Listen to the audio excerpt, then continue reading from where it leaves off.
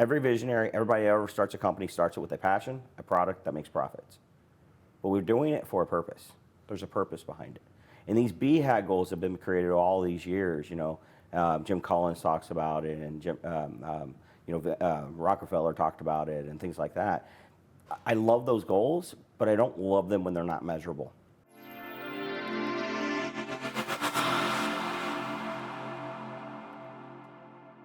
Well, we have to make data-driven decisions. Exactly. Not emotion. Most visionaries have an emotional component. They make decisions based on emotion versus data. It's just how we are, as mainly visionaries are. And so we have to get the metrics around us to help us make data-driven decisions. There's 4 categories of KPIs. Most people, when I say KPI, what do you think of? What's the first thing? They all think lead generation, lead conversion, right. Sales process. Well, what do you think KPI stands for? Key performance indicator. That's what everybody says, right? Key performance indicator. But the 4 types of KPIs that I created, and I've actually trademarked them now, is key purpose indicators are number 1. Every visionary, everybody that ever starts a company starts it with a passion, a product that makes profits. But we're doing it for a purpose. There's a purpose behind it. And these BHAG goals have been created all these years. Jim Collins talks about it, and Rockefeller talked about it, and things like that.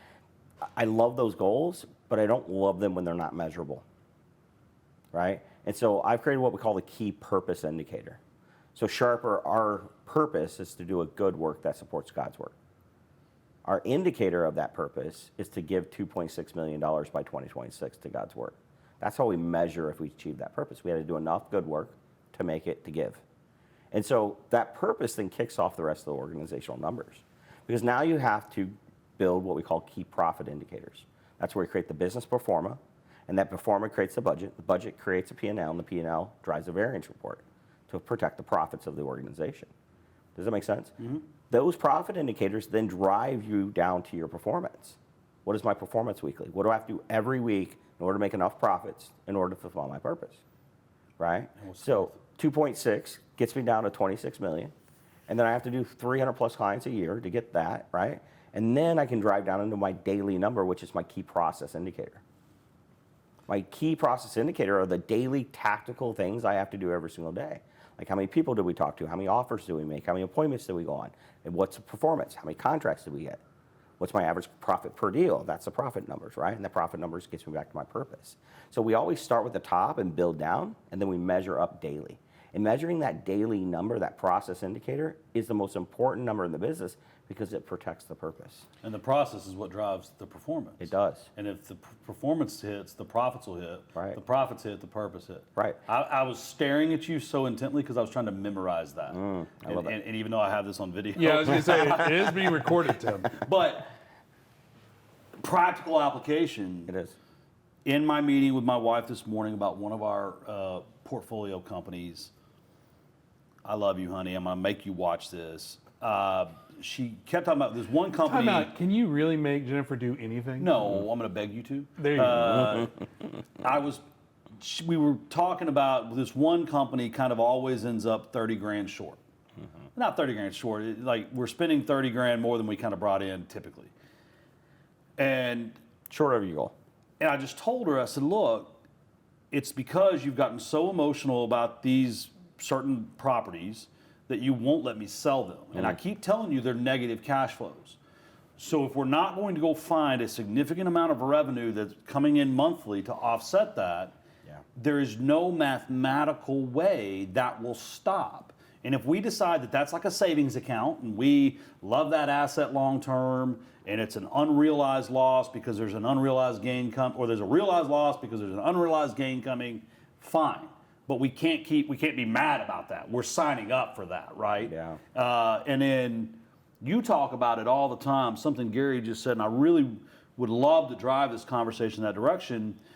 Not until you got out of your bubble and kind of started getting involved in city councils and your MBA program and all that, executive MBA program.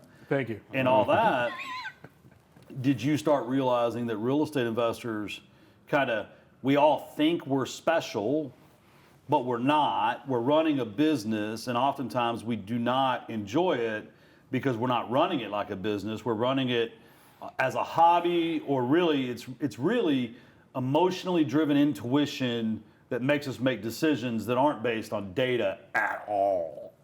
Sure. And so if you're listening to this and you're thinking, yeah, big business, not a real estate business, he's talking about, crazy thing. I'm just telling you, this applies whether you are a wholesaler, you mow lawns, you're a plumber, or you're a lender. Like any business, this stuff is the foundation to success. Fundamentals of quality is where it comes down to. It's the foundational fundamentals of a business. Well, and to that point, because this is primarily a real investing thing, like I would like to spend 30 seconds of like, what are some key performance and indicators that you could do? How many properties are you looking at? How many That's key process indicator. That is a process. Right, but whatever the terminology. Good job, Tim. You're welcome. But it's like, how many doors did you knock? How many phone calls did you make? Yes, how many every day. offers did you make? How many comps did you pull? How many emails, et cetera, et cetera, et cetera. Yeah. It's just so many people like, what do I do? What do I do? What do I do? It's like, well, instead of what do I do, what have you done? So whether you own a business or you're running your life or you're trying to lose weight, we all have the same framework. I call it my body operating system. I started with the purpose. Why do I want to do this? What do I want to gain? Gain good blood work. What's my profit? And that's what a gain is a profit. What's my gain? What's my blood work look like? How healthy am I going to get? How much weight can I lift? How long do I want to live? Like all those things are the gain that comes off the purpose. Then I get to my performance. Like, am I getting the results? Getting on the scale every week, measuring my body. Those are performance indicators. You know what I did every day? I tracked my macros. How much ounces of water did I drink? How many steps did I take? Those are daily process indicators. And by tracking those daily process indicators, it created a compound effect that led me to getting performance, losing the weight. Now, last quarter I went in and my blood work was impeccable. Like I had fatty liver, I had high cholesterol, I had autoimmune, I had all insulin resistance, I had diabetic devices on my arm, 320 pounds. And I built down to the process, tracked the process daily, created accountability, started seeing a compound effect on performance, and then I gained my blood work back. And now, obviously, I'm trying to push to my life's purpose. And so this structure works in every aspect of our lives. Whether you're running a business or you're running your life, you add this type of accountability, and you make data-driven decisions.